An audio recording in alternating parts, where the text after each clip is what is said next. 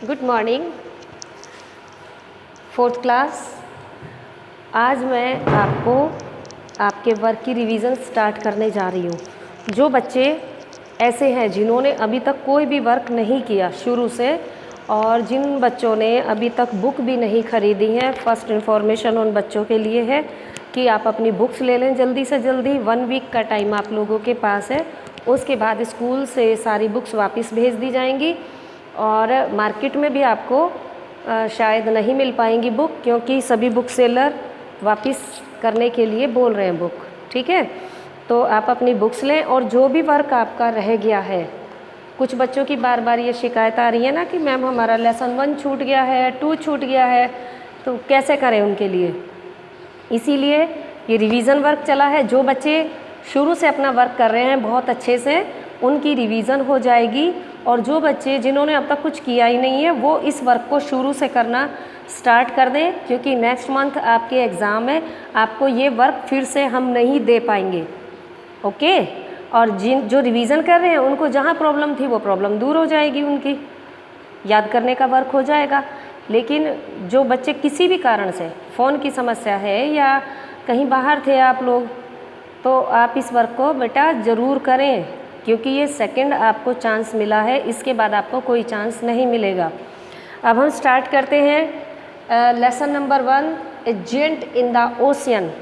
Gent मतलब एक विशालकाय जो भी प्राणी होता है, चाहे वो मनुष्य है चाहे वो एनिमल है, उसको जेंट बोला जाता है। जो आकार में बहुत बड़ा हो, ठीक है, साइज़ में बहुत बड़ा हो। उसी से रिलेटेड ये आपको कुछ जानकारी है इस चैप्टर में। Who are the giant of ocean. जो सागर होते हैं, उसका समुद्र होते हैं, उनका जेंट विशालकाय जंतु कौन है? सबसे बड़ा जीव कौन सा है, बता सकता है कोई? खैर आमने सामने होते तो पूछते। Perhaps your attention goes towards the whales. और शायद आपका ध्यान सीधे कहाँ पर जाता है? व्हेल पर। जब हम सबसे बड़े जंतु की बात करते हैं तो आपका ध्यान जाता है व्हेल की तरफ, स्पेशली ब्लू व्हेल, और विशेष करके ब्लू व्हेल के नाम से जाने वाली व्हेल के ऊपर आपका ध्यान जाएगा कि भाई सबसे बड़ा जंतु वही है। इफ़ सो, यदि ऐसा है, then you are absolutely right. अगर आपका ध्यान वास्तव में ब्लू व्हेल पे गया है तो ये बात बिल्कुल सही है कि ब्लू व्हेल सबसे बड़ा जीव है समुद्र का। Whales are the biggest animal on the earth. पृथ्वी का सबसे बड़ा जो प्राणी है वो व्हेल है। एंड व्हेल मछली है, ठीक है। व्हेल कभी आप सोचो पता नहीं क्या है। After whales it is the shark who is considered as the giant of ocean. Whale के बाद जो बड़ा जंतु आता है, जेंट ऑफ ओशियन माना जाता है, उसको कहते हैं शार्क। शार्क मछली। Over the years lots of information has been gathered about sharks. Sharks के बारे में कई सालों से जानकारियाँ एकत्रित की जा रही हैं। Yet a good deal of them is unknown to scientist और रिसर्चर्स। लेकिन खोजकर्ता या वैज्ञानिक फिर भी कोई बहुत बढ़िया जानकारी उनके बारे में उपलब्ध नहीं करा सके हैं। Only a little data is available about their size, lifespan, offspring and behavior. बहुत थोड़ी सी जानकारी है उनके बारे में, उनके जीवन शैली के बारे में, उनके बच्चों के बारे में, उनके व्यवहार के बारे में कि वो किस तरह की हैं, शांत स्वभाव की होती हैं, गुस्से वाली होती हैं, आक्रामक होती हैं, या उन्हें छेड़ो तभी वो आक्रामक होती हैं। इस बारे में जानकारियाँ जो जुटाई गई हैं वो बहुत कम जानकारी है।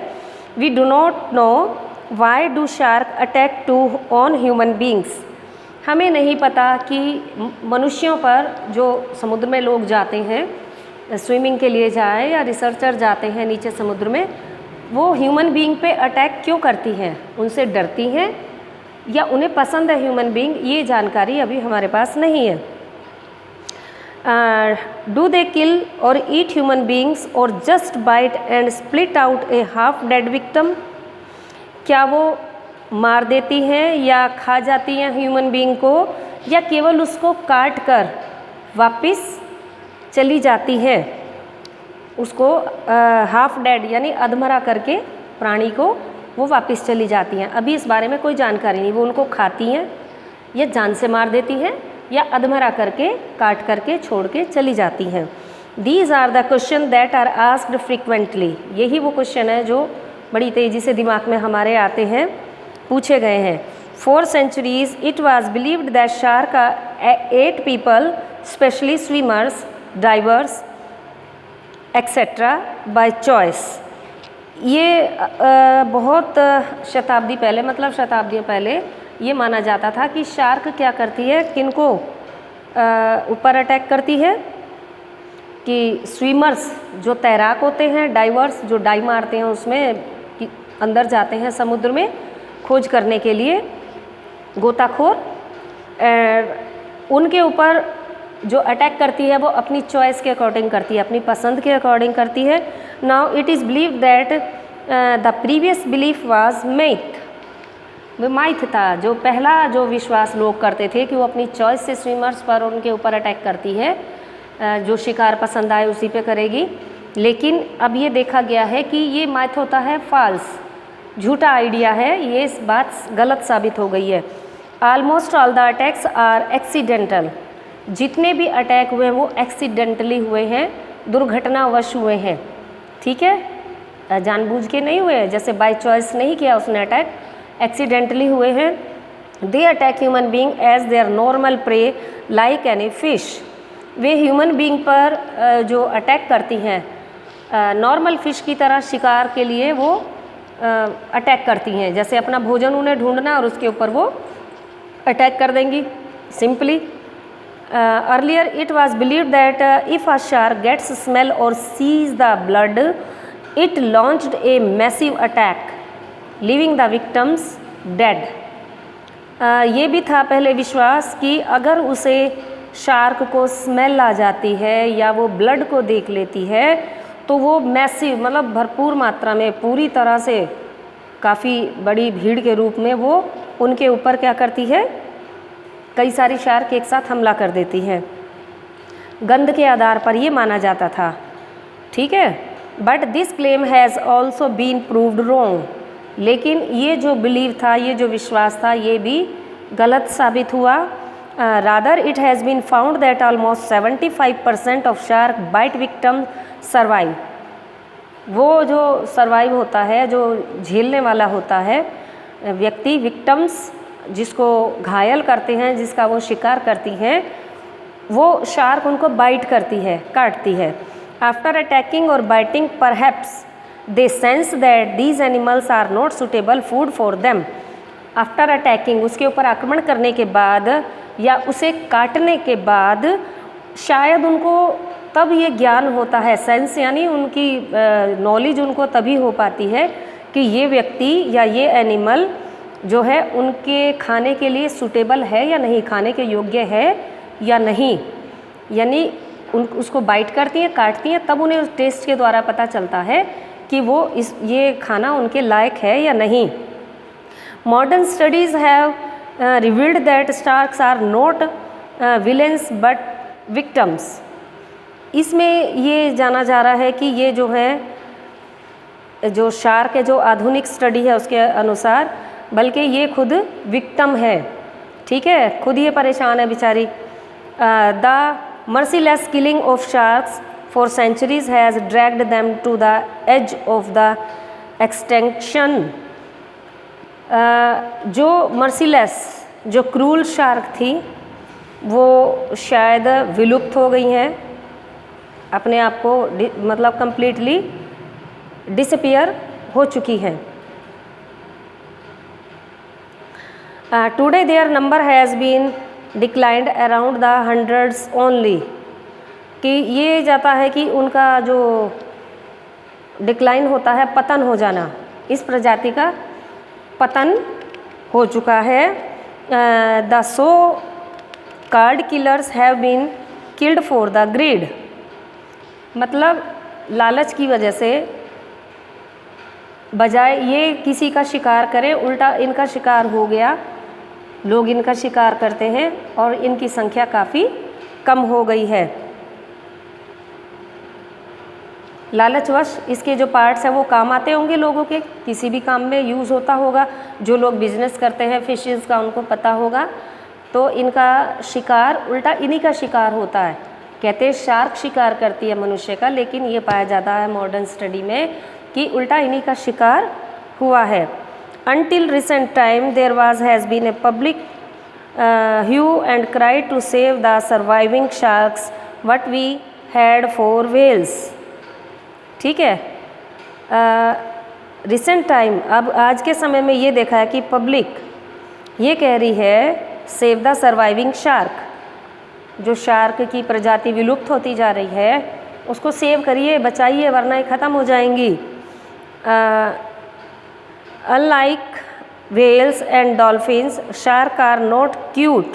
They do not nurse their young ones and do not appear to the surface of the water to talk to others। क्योंकि हमारा ध्यान कहाँ रहता है, व्हेल्स पर और डॉल्फिन वगैरह पर रहता है। ये एक मित्र मछली मानी जाती है। एंड शार्क की तरफ, ये जो शार्क होती हैं ये क्यूट नहीं होती हैं, मासूम नहीं दिखाई देती हैं, और अपने यंग वंस, अपने बच्चों की जो देखभाल होती है वो भी ये नहीं कर पाती हैं। और अर्थ जो वाटर का सरफेस होता है, ऊपरी सतह होती है, ये वहाँ पर नहीं आ पाती हैं टॉक करने के लिए, दूसरों को बताने के लिए। It has been experienced that many a time dolphins swim near a swimmer and warn her about the coming danger from the shark।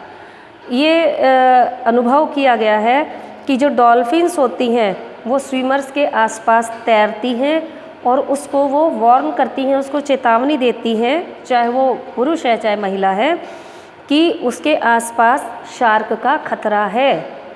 Dolphin से स्विमर समझ जाते हैं कि शार्क हमारे आसपास है। Dolphins and whales are mammals. ये क्या हैं? मैमल्स हैं। मैमल किसको कहते हैं? मादा जो होते हैं। Hence they need to come above the water to regular intervals to breathe in oxygens. और ये क्या करती हैं? सांस लेने के लिए इन्हें कुछ समय के लिए ऊपर आना होता है। पानी में जाती हैं, फिर ऐसे ऊपर आती हैं, फिर छलांग लगा के सांस लेके फिर पानी में चली जाती हैं, ऐसे करती हैं। This helps to keep an eye on them. और इस तरह से उन पर नज़र रखी जा सकती है। Therefore we have better knowledge about whales and dolphins than that of sharks. हमारे पास व्हेल और शार्क के व्हेल और डॉल्फिन की जानकारी ज़्यादा अच्छी है शार्क के मुकाबले। Nowadays researchers as well as common people are talking interest about shark। जो रिसर्चर्स हैं, जो खोजकर्ता हैं, वो कॉमन पीपल भी हैं, वो इंटरेस्ट ले रहे हैं शार्क की जानकारी जुटाने में। Now killing of shark has been banned by law. जो इसका शिकार हो रहा था शार्क का, मार दिया जा रहा था इनको। ऊपर बताया ना कि इनका, बल्कि ये क्या शिकार करेंगे, ये तो खुद बेचारे विक्टिम है, खुद इनका शिकार हुआ जा रहा है और संख्या इनकी काफ़ी कम हो गई है। अब इनके शिकार पर बैन लग गया है कानून की तरफ से। Great white shark are the largest predators in the ocean.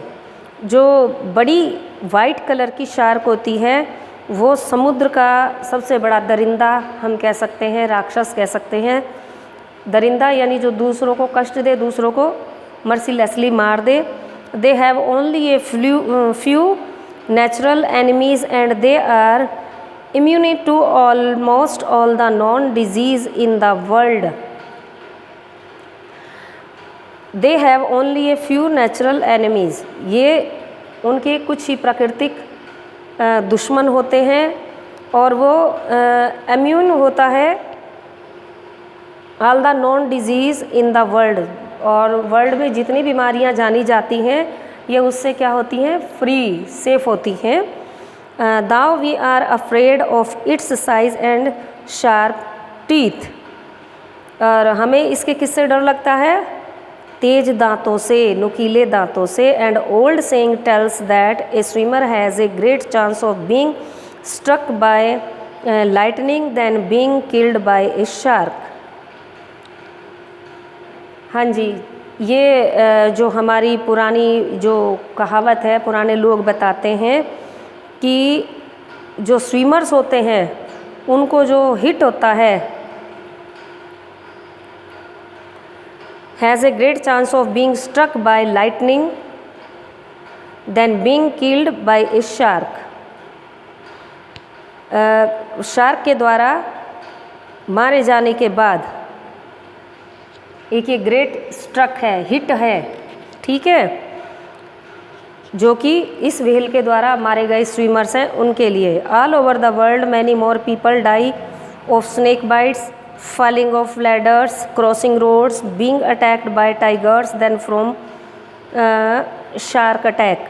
अब हम ये देखते हैं ऑल ओवर वर्ल्ड में, पूरे विश्व में क्या होता है, लोग कैसे मरते हैं, स्नेक के काटने से मर जाते हैं, लैडर सीढ़ियों से गिरकर मर जाते हैं, रोड क्रॉस मर जाते हैं, being attack by tigers, tiger के अटैक से मर जाते हैं, देन फ्रॉम शार्क अटैक, और उसके बाद शार्क के अटैक करने से मर जाते हैं। So we should not kill sharks out of fear only.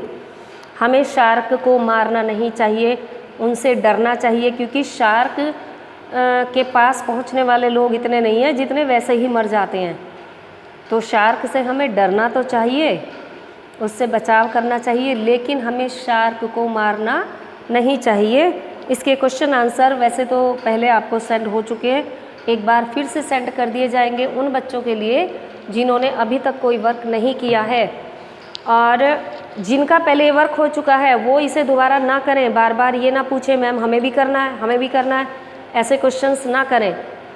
वो अपनी रिवीजन रखें, अपने क्वेश्चन आंसर को लर्न करें, अपने एग्ज़ाम की तैयारी रखें, और 12 तारीख की आप मीटिंग में जब आएंगे पीटीएम में, तभी आपसे सिलेबस के बारे में भी डिस्कशन होगा, और आपको जो न्यू ऐप डाउनलोड करनी है विद्यावेल, उसके बारे में भी आपको बता दिया जाएगा। Thank you.